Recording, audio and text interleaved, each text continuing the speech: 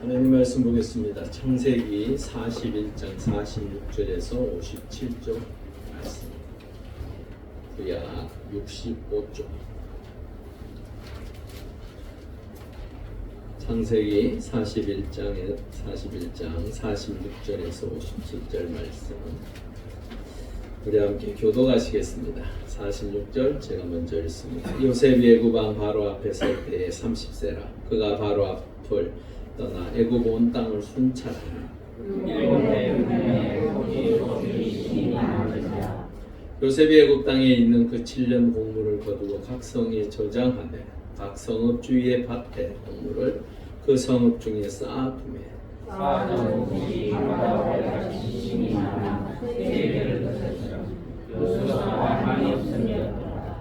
흉년이 들기 전에 요셉에게 두 아들이 나되 곧 온의 제사장 보디베라의 딸 아스낫이 그에게서 나온지라. 요셉이 그의 장관의 돈을 몰아서 하나님이 내게 모든 고난과 내 아버지 집에서 지속이 버리겠다.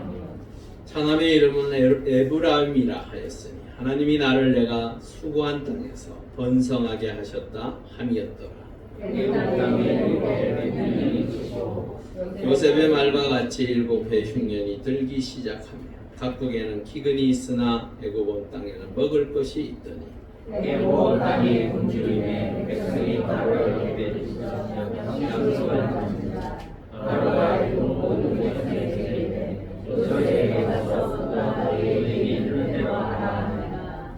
온 지면에 기근이 있으며 요셉이 모든 창고를 열고 애굽 백성에게 팔세 애굽 땅에 기근이 심하며 각국 백성도 양식을 사려고 애굽으로 들어와 요셉에게 이르렀으니 기근이 온 세상에 심하였다. 아멘.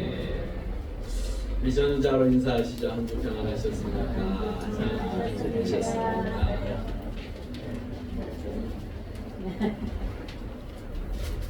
아유, 뭐 장맛비 때문에 전국 시끄럽습니다. 네. 비들이 많이 왔어요. 비가.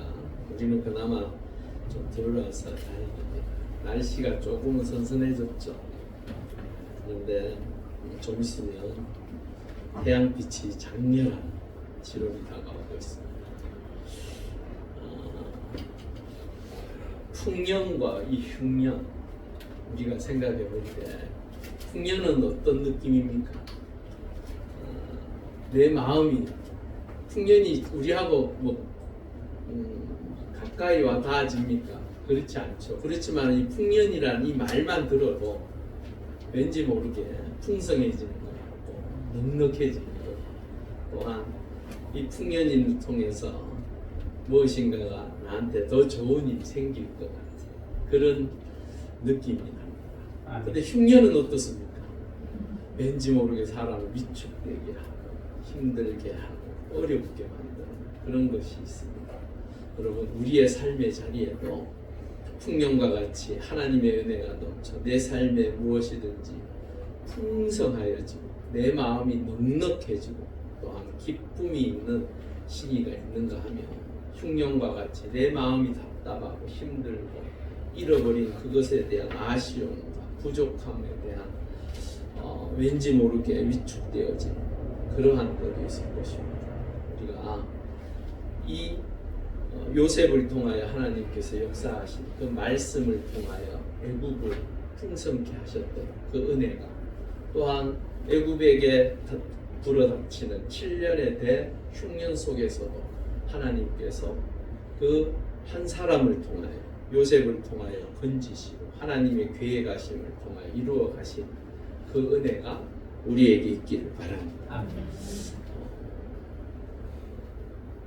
먼 나라 미국에서 오렌지 작황이 안 좋으면 전 세계가 주스와 또한 거기에 연관되어져 있는 많은 산업들이 어려워진다고 합니다. 고작 미국에서 한 해 농사 실패했다고 그것이 어떻게 전 세계에 영향을 끼칠까? 여러분, 미국 농사 짓는 거 보셨나요? 제가요 그 오렌지 밭을 미국 가서 봤는데 참으로 그 끝이 보이질 않더라고요. 제가 얼마나 놀랬던지 도무지 저 끝은 어딥니까? 이야, 이 경주 시내 전체만한 땅덩어리에 그 이제 대농들이에요. 대농들이 오렌지를 재배하는데요. 어마어마하더라고요. 그거요 일일이 손으로 할 수 있습니까? 다 기계로 하더라고요. 기계로 하는데도 거기에 한번 흉년이 들고 작황이 안 좋고 이러면요 전 세계의 경제가 흔들립니다. 이번에 우리 우크라이나 전쟁이 그 세계 밀 생산의 곡창지대 3대 곡창지대 중에 하나입니다.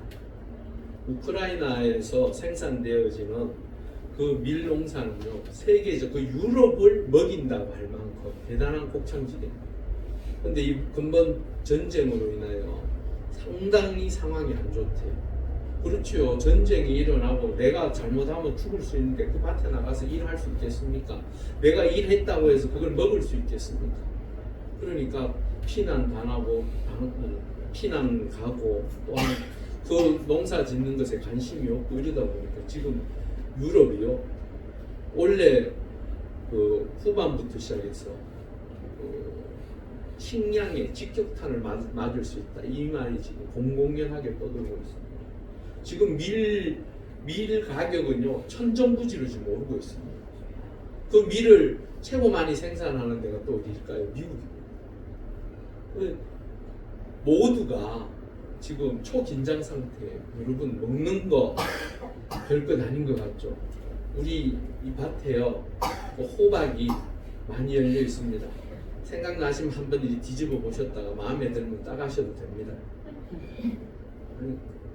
그래도 된다니까요.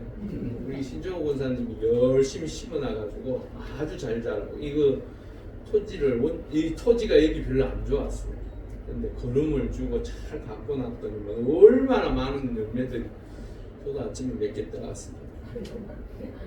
여하튼 저런 걸 이래 보면 참 풍성하잖아요. 마음에 기쁘잖아요. 그런데 이제는요 식량이 무기화되어지는 시대에 접어들고 있습니다. 우리 그 아는 권사님이 그런 얘기를 하더라고요. 일본이 지금 쌀값이 천정부지로 올랐죠. 아시죠?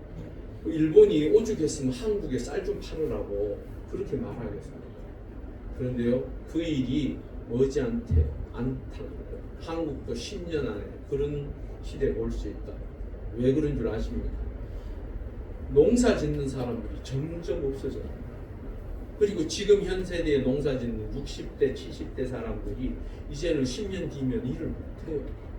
그 많은 제가 아는 안수 집사님 논을요 다른 사람들 논 안 짓는 걸 받아서 논을 짓는데 몇 평을 짓는 줄 아십니까? 몇만 평을 짓고 있습니다. 지금 혼자서 그걸 하고 있어요. 그런데 그분도 이제 나이가 70이 넘어서 그랬어요. 본인도 그렇더라고요. 내가 10년까지 할 수 있을라나 모르겠네.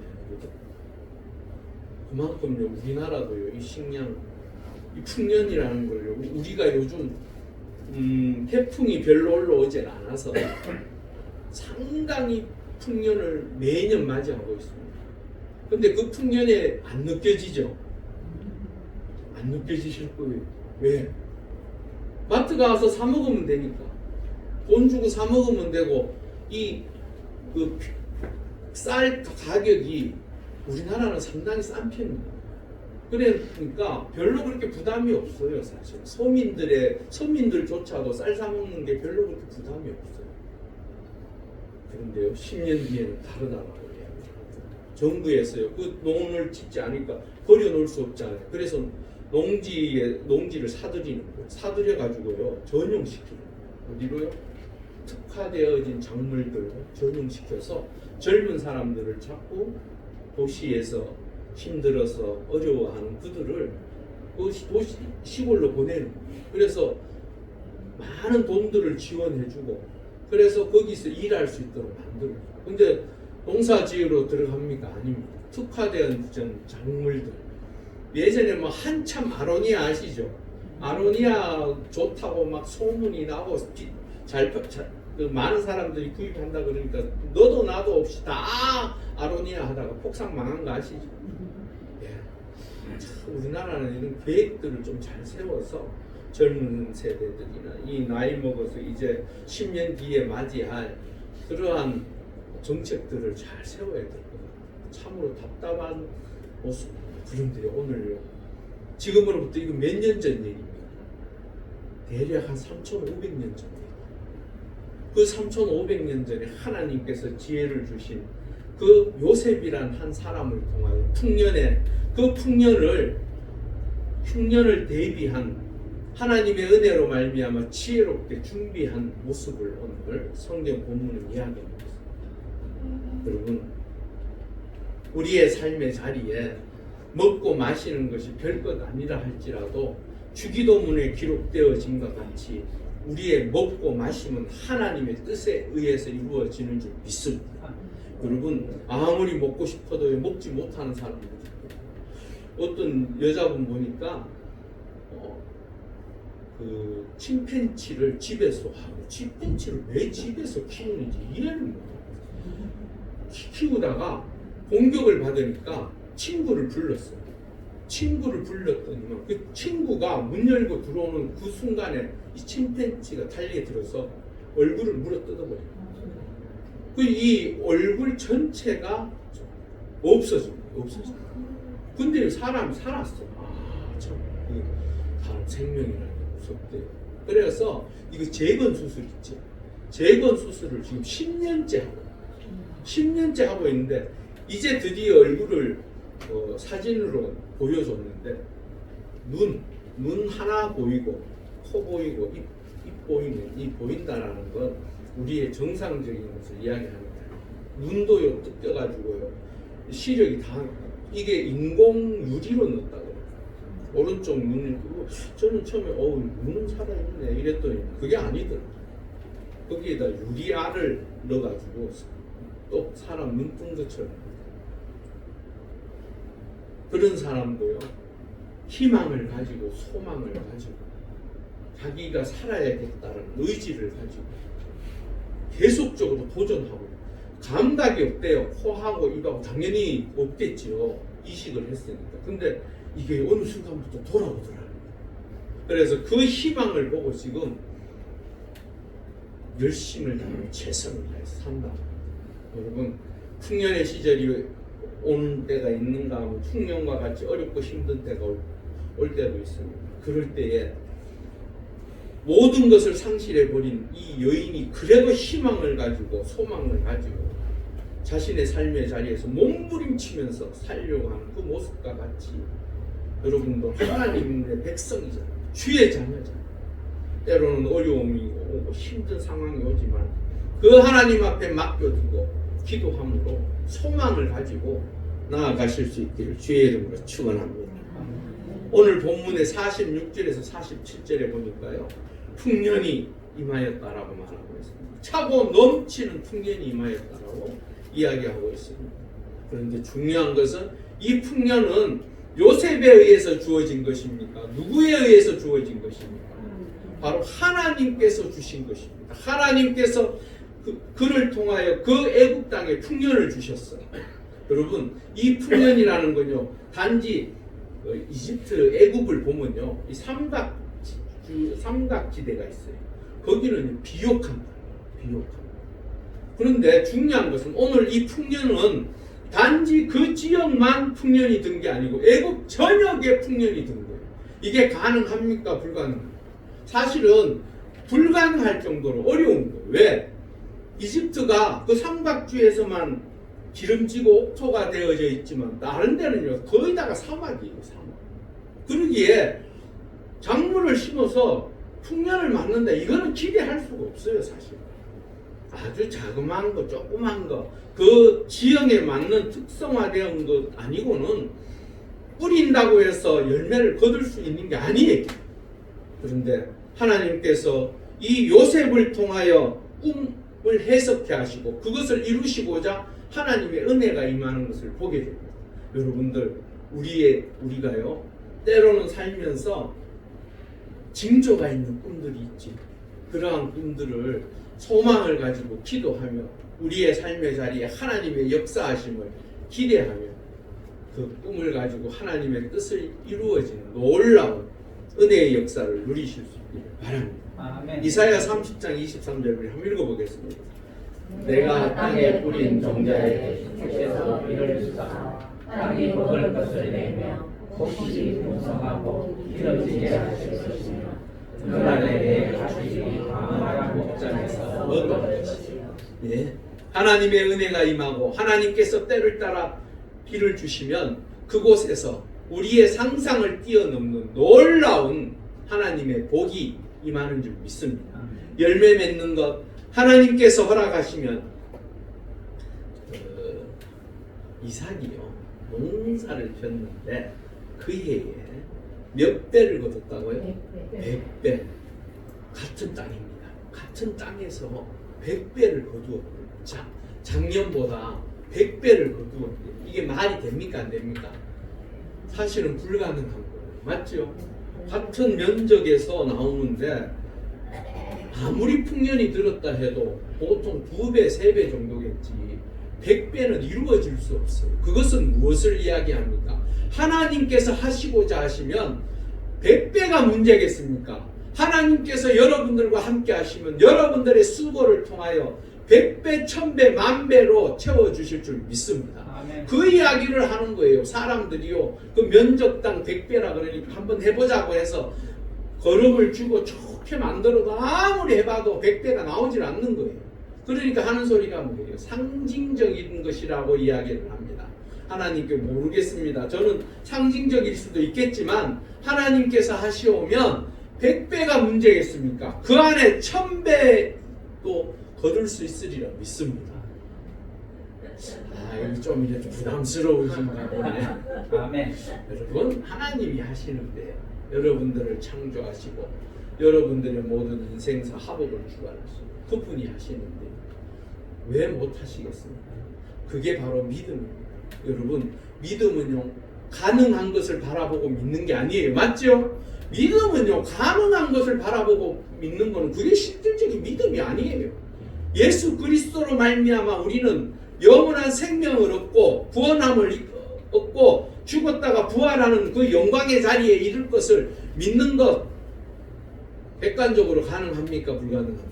지금까지 깨어난 사람 있습니까? 없습니까? 있습니다. 종종 뭐 죽었다가 깨어났다는 사람 있어요. 근데 그 사람 끝내 살아 있습니까? 죽습니까? 다 죽습니다. 이 땅에 어느 누구도 죽었다가 다시 살아난 사람이 영원토록 사는 사람이 없어요.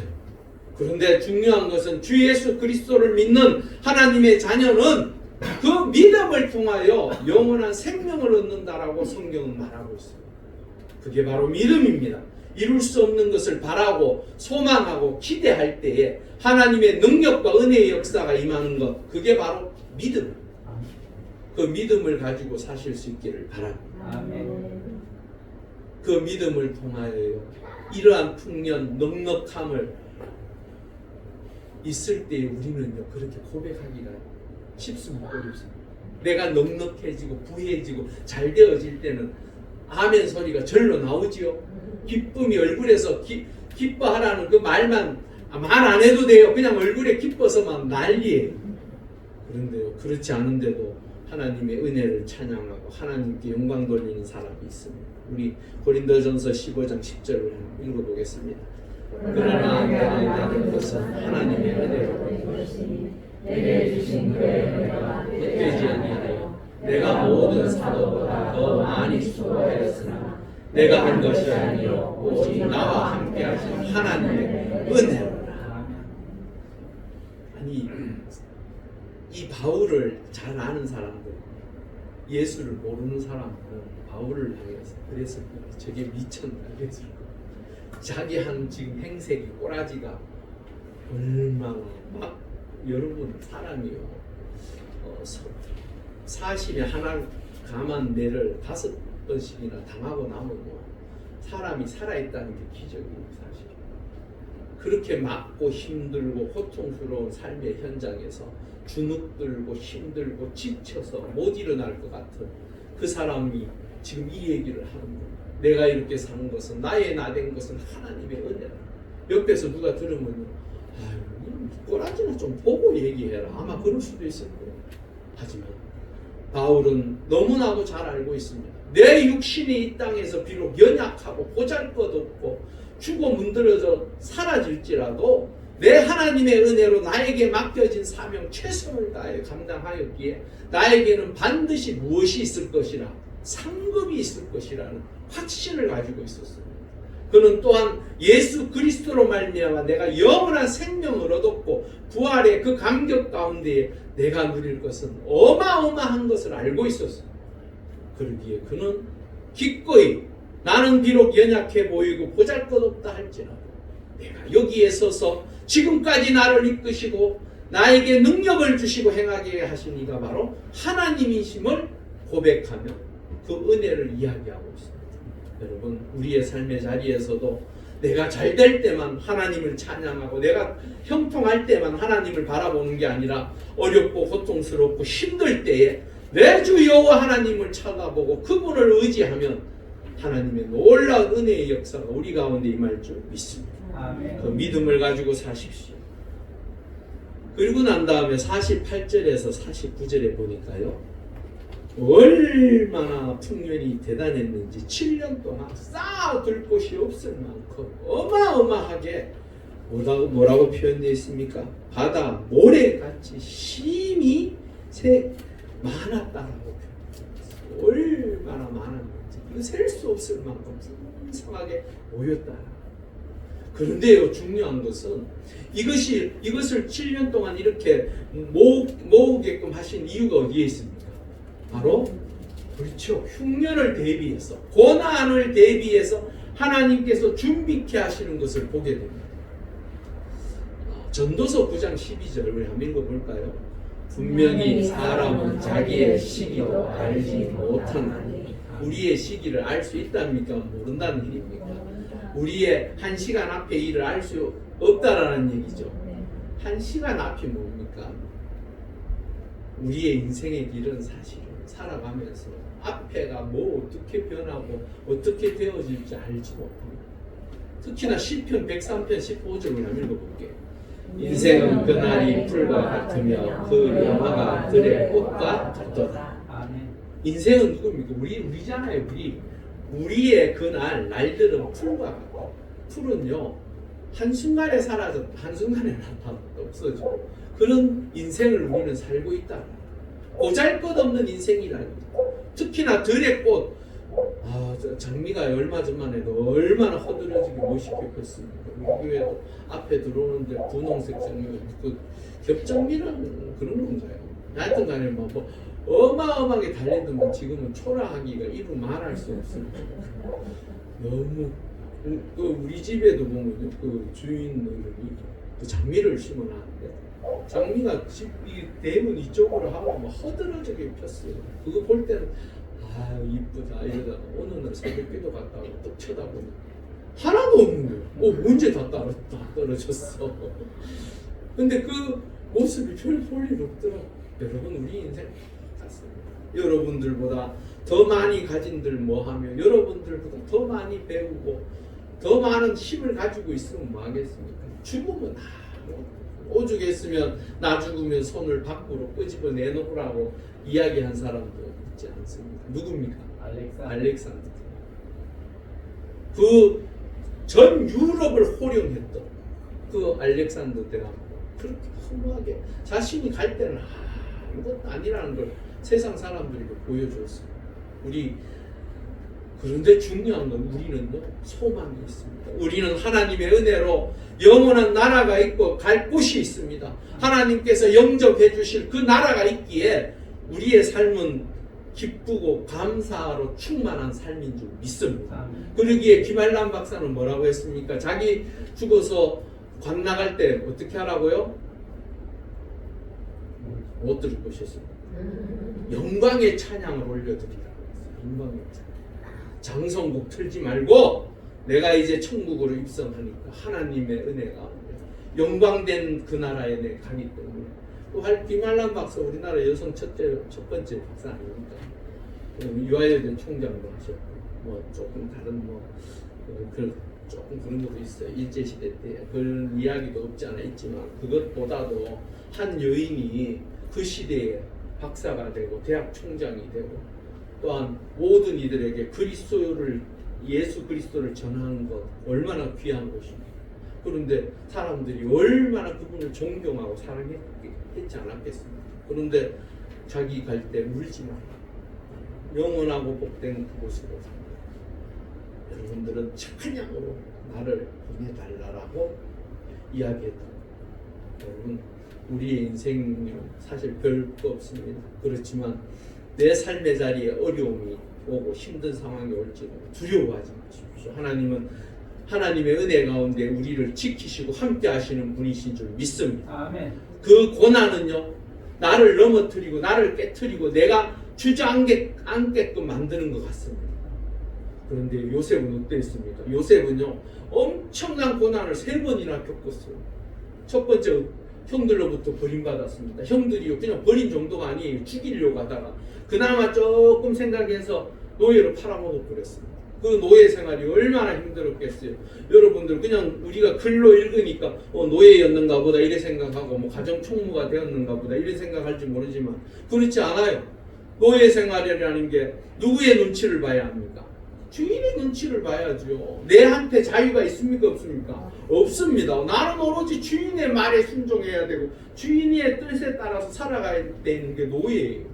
그 노예 생활에서 조금 편해지려고 이제 가정 총무 됐더니만 갑자기 그 집 마누라가 이상한 짓을 하는 바람에 누명을 쓰고 어디로 들어갔다고요?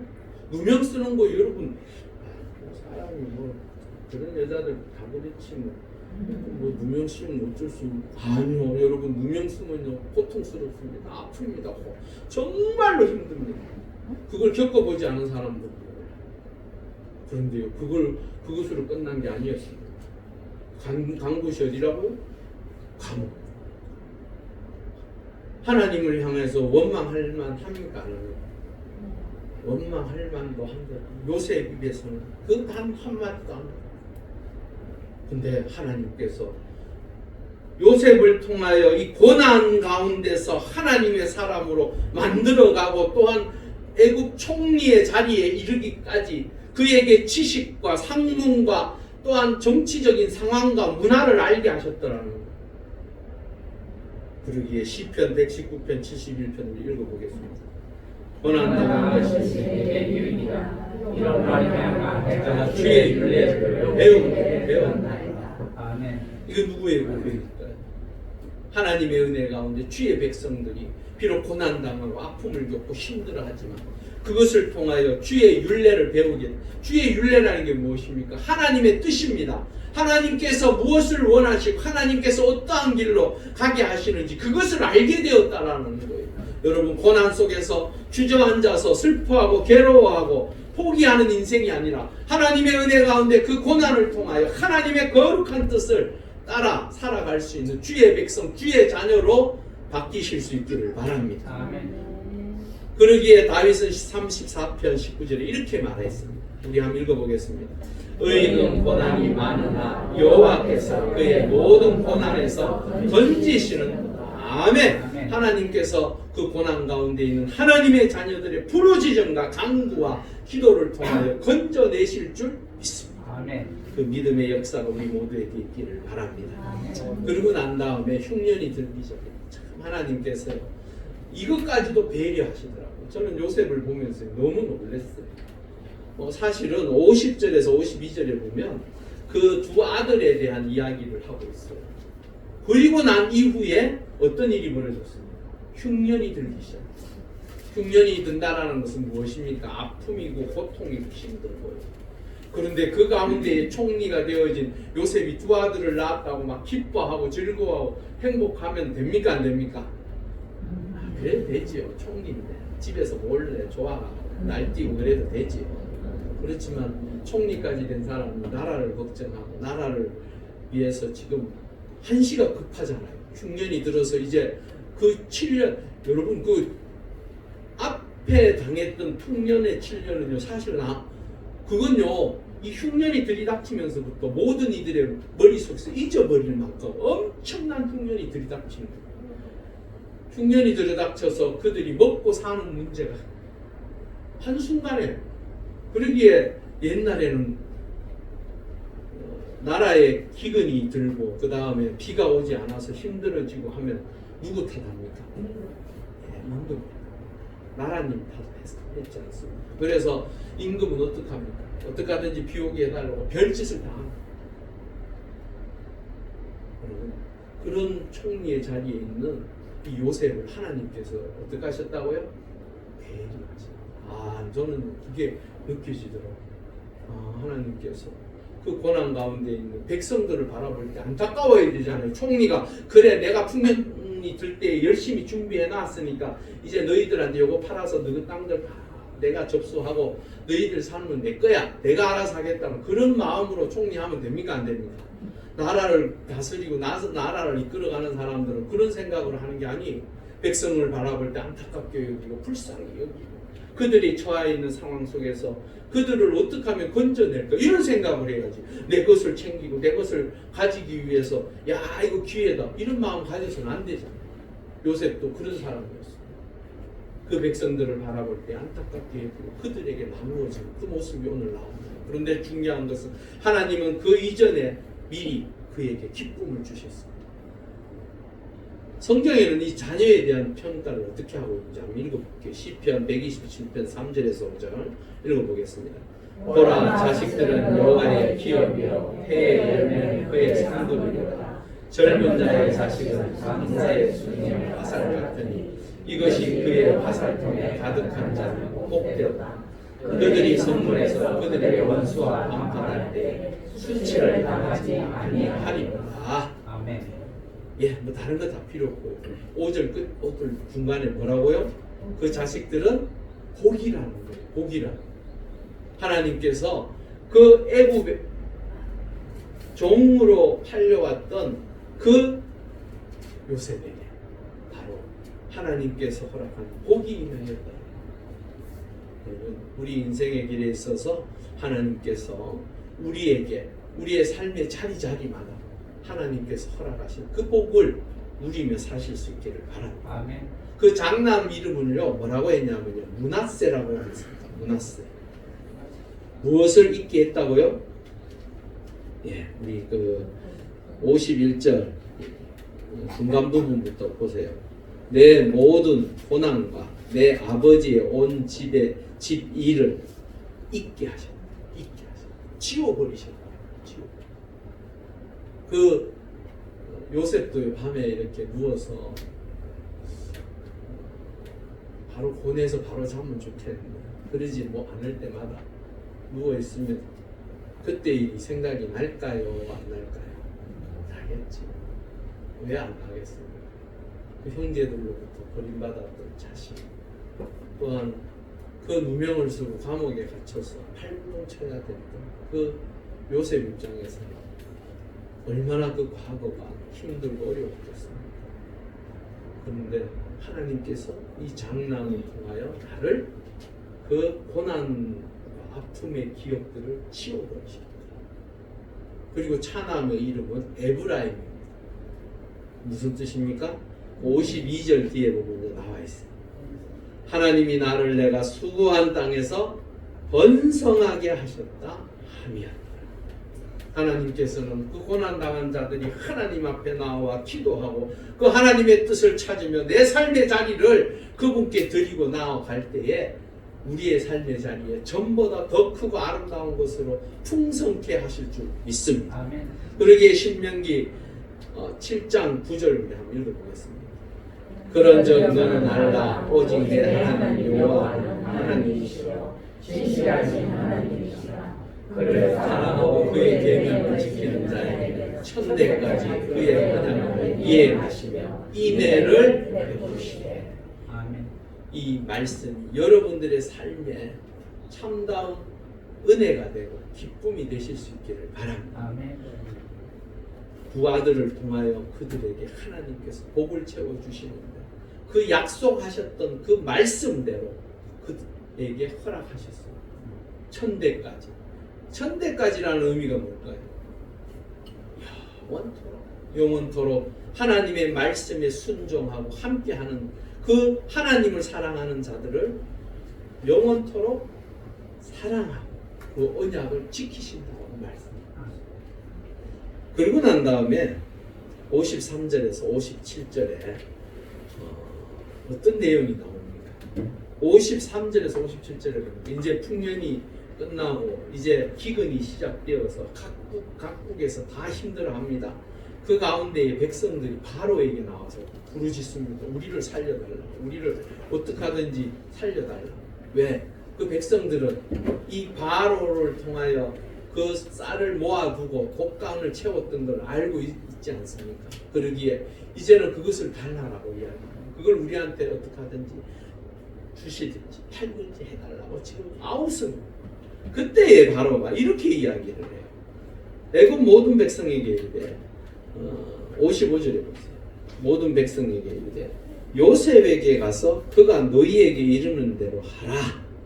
이게 무슨 말입니까? 요셉에게 가서 그 쌀을 얻어서 너희들 살 길을 찾으라는 거예요. 이건 쉽게 얘기하면요, 거기 가서 생명을 구걸하라는 거예요. 생명을 찾으라는 거예요. 여러분, 하나님의 은혜 가운데 요셉이요, 이제는 바로보다 더 힘 있는 자, 참으로 귀한 자가 되었어요. 하나님께서 노예로 팔려왔던 그 요셉을 이제는 생명의 길을 열어가는 사람으로 세운 것을 보게 됩니다. 여러분들을 통하여 하나님의 은혜 가운데 여러분들의 말과 행동이 세상을 향하여 생명의 길을 전하는 하나님의 사람들이 될 수 있기를 바랍니다. 베드로전서 5장 6절에 함께 읽어보겠습니다. 그러므로 하나님의 능하신 손 아래에서 겸손하라. 때가 되면 너희를 높이시리라. 아멘. 누가 알았겠습니까? 그 노예 청년이 한 나라의 총리가 되어서 그 나라의 백성들을 먹여 살릴 줄 누가 알았겠어요? 하나님께서 하시오면 능치 못하면 줄 믿습니다. 아멘. 그 하나님께서 하나님의 말씀에 순종하며 그 고난 가운데서도 하나님을 원망치 아니하고 하나님의 뜻을 찾아서 살았던 이 요셉을 통해 하나님께서는 생명을 살리는데 귀하게 쓰는 것을 보게 됩니다. 우리도 이 생명의 길을 전하며 하나님의 거룩한 뜻을 나타내고 또한 나를 통하여 생명의 길을 함께 살아갈 수 있는 하나님의 사람, 날마다 함께 하실 수 있기를 바랍니다. 바로 그 일을 위하여 주 예수 그리스도께서 이 땅에 오셨습니다. 생명의 길, 영원한 생명의 길을 우리에게 주시고자 이 땅에 오셨습니다. 그러기에 요한복음 3장 15절 읽어보겠습니다. 이는 그를 믿는 자마다 영생을 얻게 하려 하심이니라. 아멘. 예수 그리스도께서 여러분들에게 생명을 주셨습니다. 요셉은 돈을 받고 곡식을 팔았습니다. 그런데 주 예수 그리스도께서는 자신의 생명을 주실 때에 우리에게 그 무엇도 요구하지 않으셨습니다. 오로지 주 예수 그리스도를 믿는 자에게 영원한 생명을 허락하신 줄 믿습니다.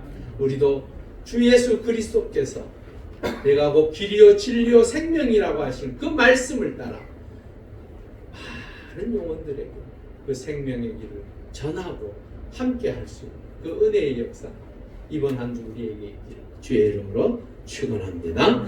우리 함께 기도하실 수 있기를 바랍니다. 하나님, 고난 가운데서도 하나님과 동행하였던 그 요셉을 통하여 하나님께서 세상을 구하고 또한 하나님의 거룩한 뜻을 통하여 주의 은혜 가운데 복된 주의 자녀가 됨과 같이 우리도 하나님의 은혜 가운데 요셉과 같이 하나님의 거룩한 뜻을 이루며 주의 영광을 나타내는 하나님의 자녀, 또한 요셉과 같이 생명을 살리는 데 쓰임받는 하나님의 사람이 되게 해달라고 우리 함께 간절히 30초 정도 기도하시겠습니다. 할렐루야. 아버지 하나님 감사합니다. 우리를 사랑하여 주시고 함께하여 주셔서 주의 성전에 나와 함께 예배하고 말씀을 함께 나누었습니다.